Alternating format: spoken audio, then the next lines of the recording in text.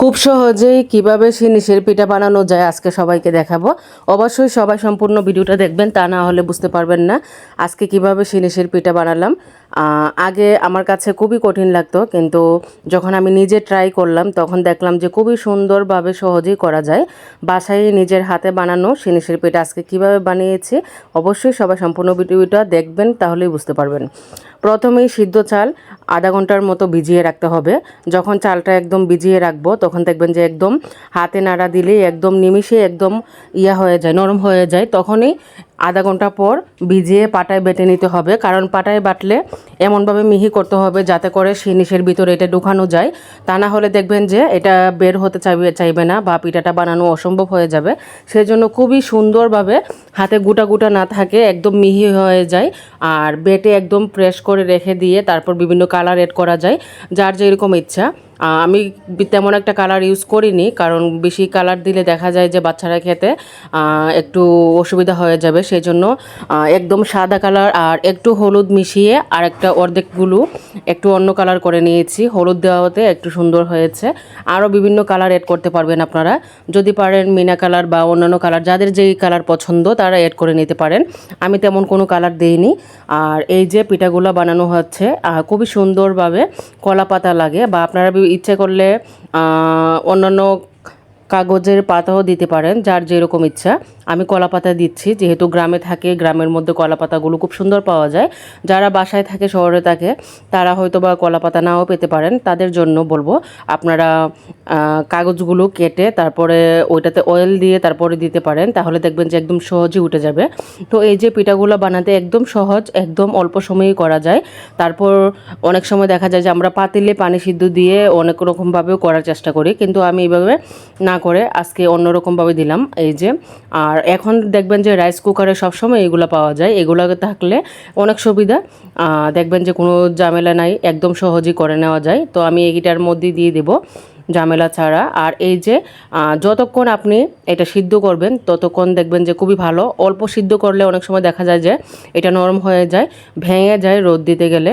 আর রোদের ঝামেলাও ছাড়া আপনারা করতে পারেন। অনেকেই আছে যে দিনের বেলা করলে আমরা অনেক সময় দেখা যায় যে করে সাথে সাথে রোদ্রে দিয়ে দিই। আর যাদের এখানে রোদে দেওয়ার ঝামেলা ছাড়া করতে চান তারা অবশ্যই করে তারপর ফ্যানের নিচে রেখে দিবেন, তাহলে দেখবেন যে একদম শুকিয়ে যাবে, তখন আপনারা বেজে খেতে নিতে পারবেন। কিন্তু এখানে আমি সিদ্ধ দিয়ে তারপর ফ্যানের নিচেই রেখে দিব, যেহেতু আমার এখানে কয়েকদিন ধরেই বৃষ্টি পড়ছে, রৌদ্র উঠছে না। সেজন্য আমি কি করব, এটা রাত্রেবেলা ফ্যানের নিচে একদম ফ্যানের নিচে রেখে দিব, দেখবেন যে শুকিয়ে একদম খুবই ছোটো হয়ে যাবে। আর বেশি বড় করলে অনেক সময় দেখা যায় যে সিদ্ধ দিতে ঝামেলা, বা এটা হাতে নিয়ে দিতে গেলে অনেক সময় দেখা যায় যে ভেঙে যায়। এই জন্য আমি সবগুলো একটু ছোটো ছোটো করে করেছি। আর একদম ভাপ দিতে কোনো সমস্যা নেই, একদম সহজেই করে নিতে পারবেন। যারা বাসায় করে নিতে চাচ্ছেন তারা এইভাবে করে নিতে পারেন। এই যে আমি অনেকগুলো সিদ্ধ দিয়ে দিচ্ছি।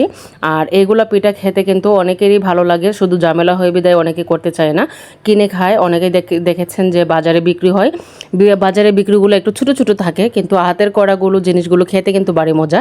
আমরা অনেক সময় হাতে করবো দেখে বাজার থেকে কিনে নিয়ে আসি, কিন্তু আজকে বাসায় ট্রাই করলাম, খুবই সহজে করে নিতে পারেন। তা আপনারাও বাসায় ট্রাই করতে পারেন, ট্রাই করে দেখতে পারেন যে খুবই সহজে করে নিতে পারবেন, একদম ঝামেলা ছাড়া, রোদ্রে দেওয়া ছাড়া। রোদ্রে দেওয়া একটা ঝামেলা, সেখান থেকে আবার দেখা যায় যে অনেক সময় টেনশন থাকে যে রোদ্রে দিলাম বৃষ্টি পড়ছে কিনা বা সেই, সেজন্য আপনারা ফ্যান নিচে শুকিয়ে নিতে পারেন, শুকিয়ে একদম পরে তেলে ভেজে নিতে পারেন। দেখবেন যে বাচ্চারা খুবই পছন্দ করবে সেজন্য। আর এই যে বাপা পিঠাগুলো একদম উল্টিয়ে আমি আর একটা খোলাই রেখে দিব, যাতে করে একদম না লেগে থাকে। অনেক সময় দেখা যায় যে আমরা এভাবেই রেখে দিলে হাতে লেগে যেতে পারে, ভেঙে যেতে পারে।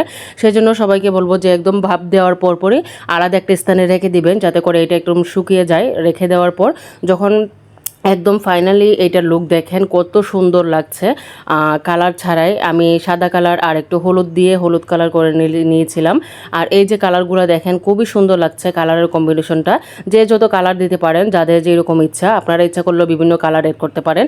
আমি যেহেতু কোনো কালার এড করি নাই সেজন্য আমার পিঠাগুলো এরকম দেখাচ্ছে। আর এই যে অনেকগুলো পিঠা করে নিয়েছি, আর এগুলো আস্তে আস্তে একটার পর একটা ভাপ দিতে থাকবো। আর ভাপ দেওয়ার পর আলাদা স্থানে রেখে দিব, তারপর যখন শুকিয়ে যাবে তখন এটা আমি বেজে নিতে পারবো। আর যখন ভাজা হবে তখন দেখবেন যে খুব সুন্দর অনেক বড় ভাজলে অনেক বড় হয়ে যাবে। আর বড়গুলো পিঠাগুলোতে আপনারা চিনিও দিতে পারেন, উপরে কিছু মিষ্টি মিষ্টি লাগবে, বাচ্চাদের খেতে পছন্দ হবে। আর যদি চিনি অ্যাড করতে না চান তাহলে গুড়ের শিরাও দিতে পারেন, একদম খুব সহজেই।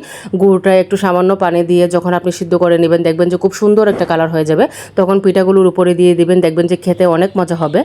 তো আজকে এই পর্যন্তই, কীভাবে সিনিসের পিঠা বানানো হয় সবাইকেই দেখালাম। অবশ্যই বাসায় ট্রাই করতে পারেন। সবাই ভালো থাকবেন, সুস্থ থাকবেন। আর ধন্যবাদ সবাইকে। আর ভালো লাগলে অবশ্যই আমার চ্যানেলটাকে সাবস্ক্রাইব করে দিবেন।